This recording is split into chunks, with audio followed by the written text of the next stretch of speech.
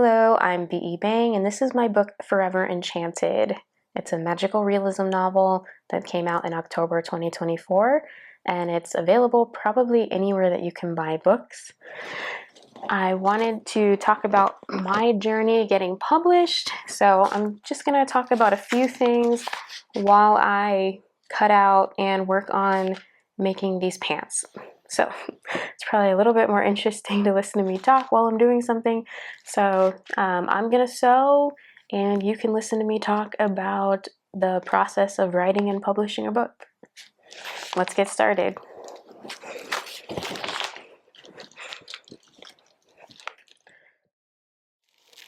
Okay, so where to start? How about what do I wish I would have done different?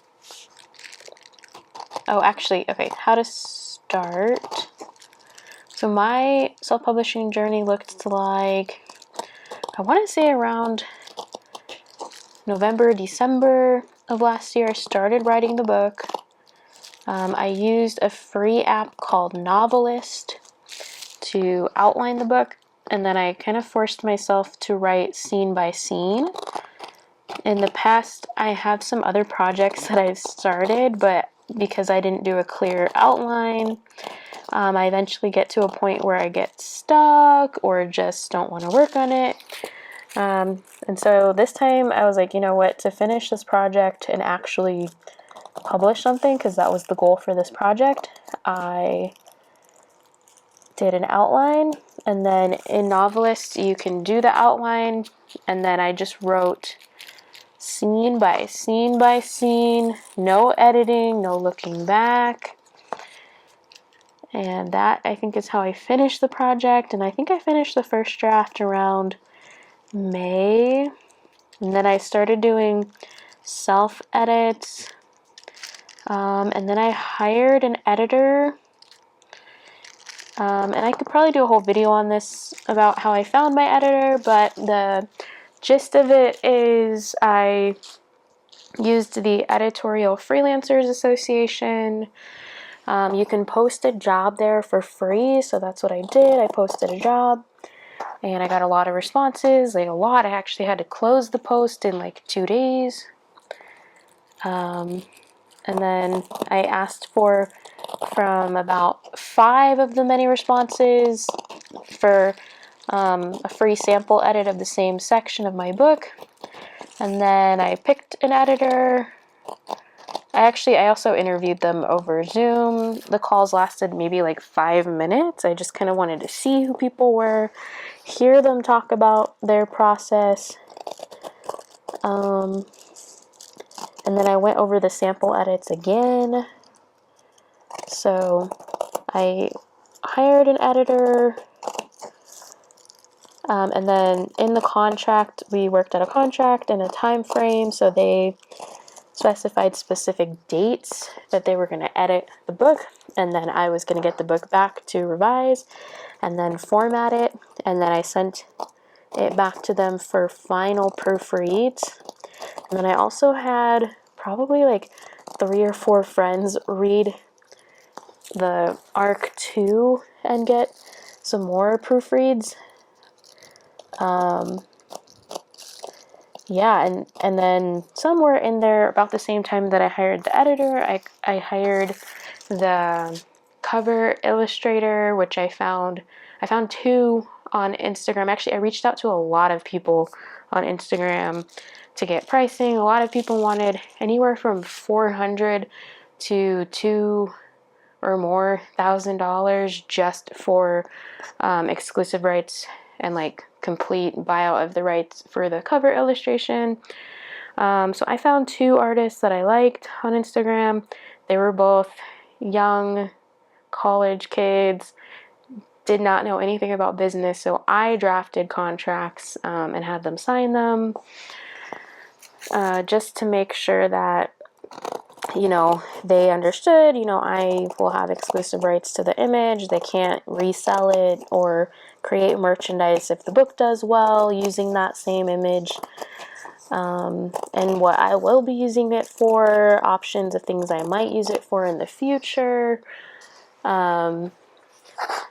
So and actually, I shouldn't say it was between $4,000 and $2,000. I should say I got prices anywhere from like $100 to $2,000. So I hired 2 illustrators because I wanted to have options. It's funny, the one that I thought I was gonna use, I ended up not really liking what she sent that much. I thought it wasn't as good as what she had posted. But I don't know. I'm always in a hurry. It didn't turn out like I thought it was going to, so I was glad that I'd hired the second and actually cheaper artist who came out with the image that I ultimately ended up using for the cover. I'm really happy with it. Gotten a lot of great feedback on it. People seem to really like it.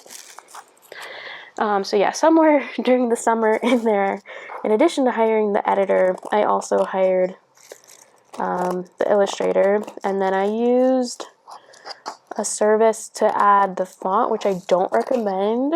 I use Get Covers. I'll go ahead and say it. I don't recommend them. I ended up having to, what they sent didn't actually end up working. I think because the page number ended up changing, but there was just other issues with the cover that they sent.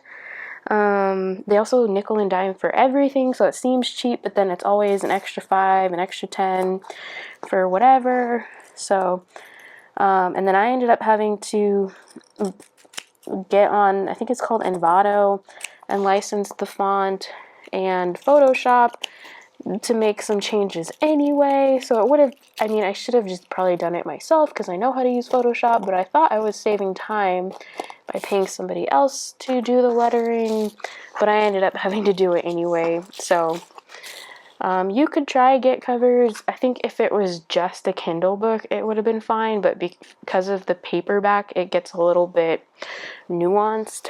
So I don't recommend using them for the paperback. Maybe it also would have gone better if they had done the imaging, but I think I also got annoyed because I provided them with the image and they just had to do the lettering. It also took way longer than I thought it was going to take using them, so I don't recommend them, but it's a pretty cheap service, so you could give it a try. But if I had to go back, I wouldn't use them again. But that's just my opinion. I know other people have had a lot better results using them, especially again, if they didn't already have a cover illustration. So there's that. What else? Okay, so then around September, October, while I'm also doing final edits, final proofreads, formatting, all that crap, all at the same time, while working a full-time job and having my yoga side business, it was getting a little stressful there. The next thing was publicity. So I got the social media accounts started, started posting, eventually got a pre-sale of the book set up, and started also advocating and asking people to ask their libraries to buy my book, to pre-order it. A lot of libraries, that's a good tip for newbies. A lot of libraries were not super interested in pre-ordering for Libby, so I recommend, if you're going to ask people to do the library books, to wait until your book is published. I'm gonna just sit that there. And what else? Okay, so now that you kind of have an overview what my process was, I can tell you things I wish I'd done different. So I think I wish I would have spent a little bit more time, or given myself more time, to find an illustrator for the cover. I'm really happy with the cover that came out. But the other cover I commissioned, I don't know. I think it might have been a waste of money. I kind of wish, I would have spent a little bit more time on that, just because I don't have thousands of dollars. So, I work a full-time job and I have a side business. but I'm not rich, so I kind of wish I hadn't wasted money on that second cover option. Really happy with my first one though. I do wish that I had just done the cover formatting myself and not wasted money on get covers. I also wish I would have given myself more time for editing. I think I definitely wish I had had another 2 to 3 months for editing before that final proofread.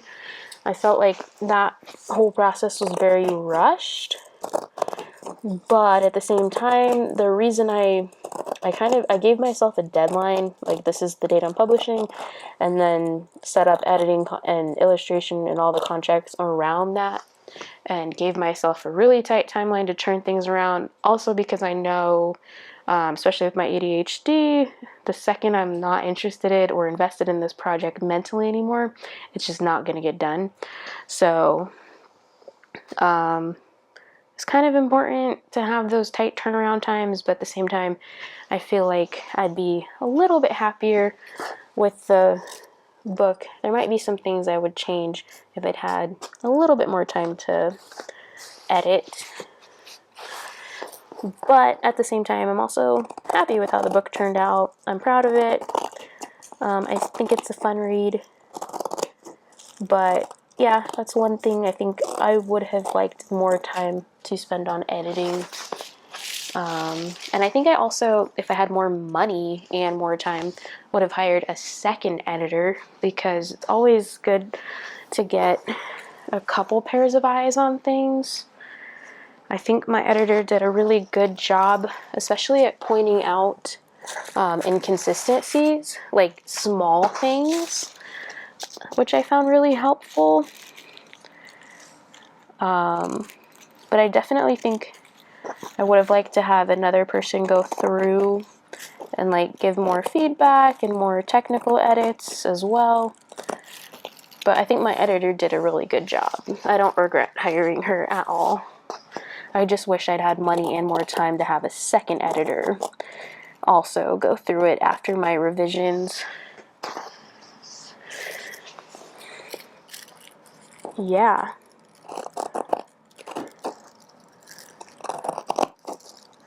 Hopefully you can hear the sound of me cutting, and it's satisfying.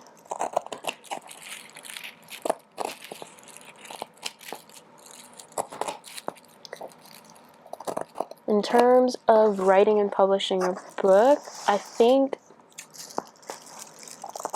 the hardest part is probably not the writing. I think it is the editing, everything that comes after writing, editing, selling your book. The writing part is hard, but like getting people to buy your book, especially if you don't already have an audience, is really hard to get people to notice your book and then to go to a website and then click that purchase button is really hard. Yeah, that's probably, I think, the hardest part. And then editing too, because eventually, especially if you have ADHD, you just get tired of rereading the same thing over and over again, even though once I got into the story again, I was like, oh yeah, this is so fun, but I think just, I don't know, opening the document and doing it got a little bit daunting at the end. This is a cut 1.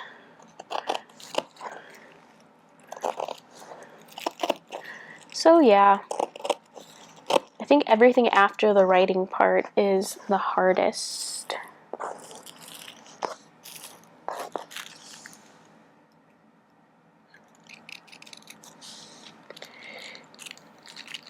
I know there's some like super sewers watching me do this, and they're probably like gasping like she's doing it wrong or blah, but I just don't care. I got this fabric at an estate sale for super cheap, and this is my first time sewing this pattern, so I'm kind of just wanting to see how it fits and how it looks, and if I need to make any changes before I use some fabric I really, really like. So if there's any super sewers out there that are freaking out because I'm not doing this like precision any Project Runway type people out there, just remember I'm a hobbyist. Actually, haven't really done much sewing since the summer, and I'm just kind of goofing around, so don't even sweat it. Yeah. What else can I talk about?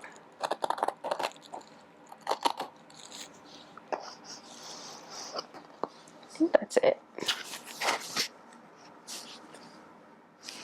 I guess advice. Advice for anybody that wants to write and publish a book. I guess the number one thing is just do it. Like, there's nobody stopping you except you. It's so easy to publish these days. Getting people to read it, that's a whole other problem, but if you want to write and publish something, just do it.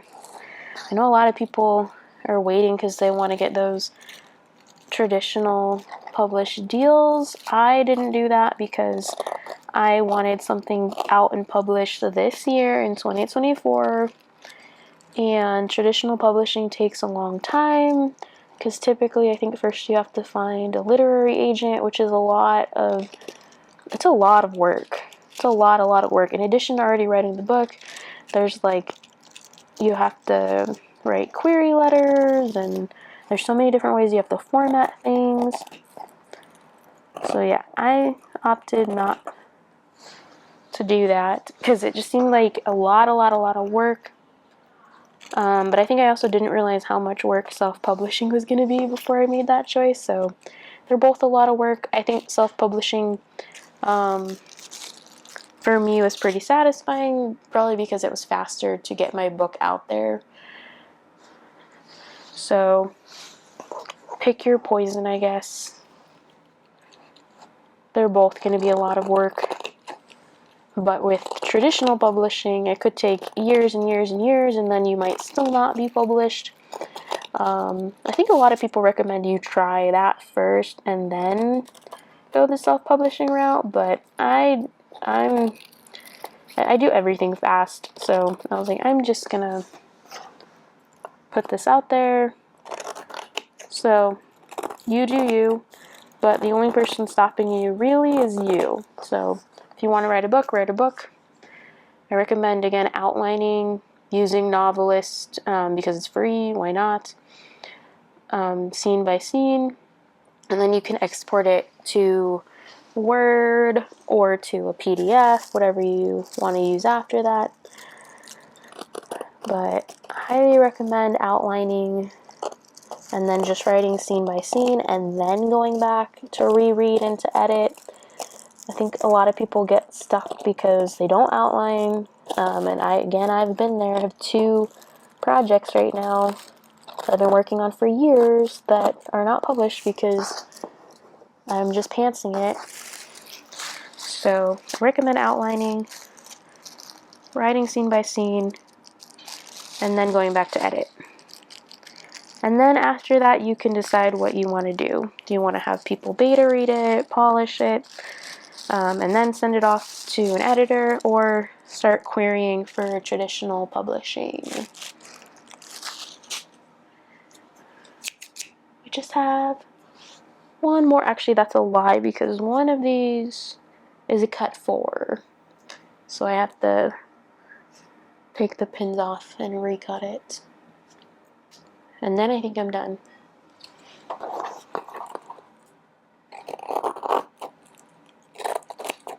Ba-da-ba-ba-ba. I don't know why. I don't even eat there. But it's so catchy, you know? Oh, here's a good one. Where, as a self-published author, well, kind of, I started my own. That's something I didn't mention. I also started a publishing company to publish my book under. It's not hard to do. Just check your state. For my state, it's at the Secretary of State office to start an LLC.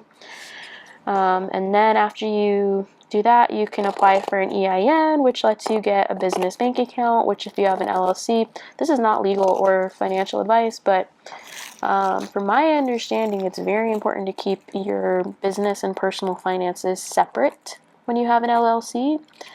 I have an older brother. He'll never watch this. But he's been in trouble with the IRS a lot.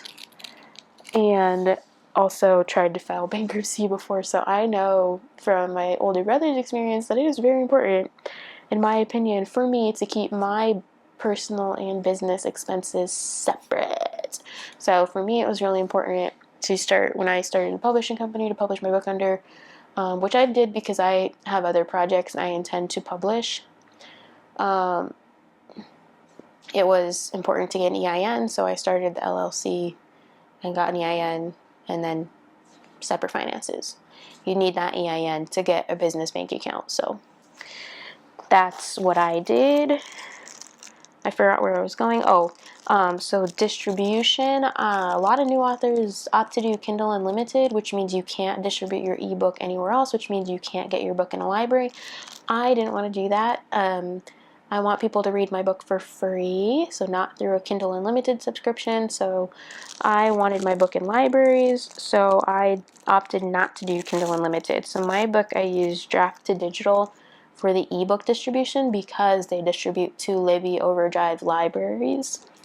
And then physical book, because Draft2Digital has the same distribution as IngramSpark, but their print is more expensive. I do my print paperbacks through IngramSpark, and then I also do print and ebooks through Amazon.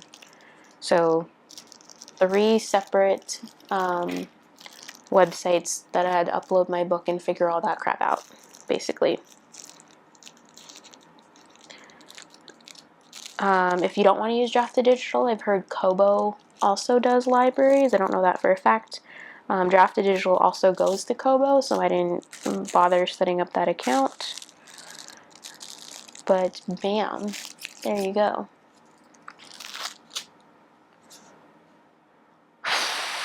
Okay, now I gotta find that cut 4 and cut it out.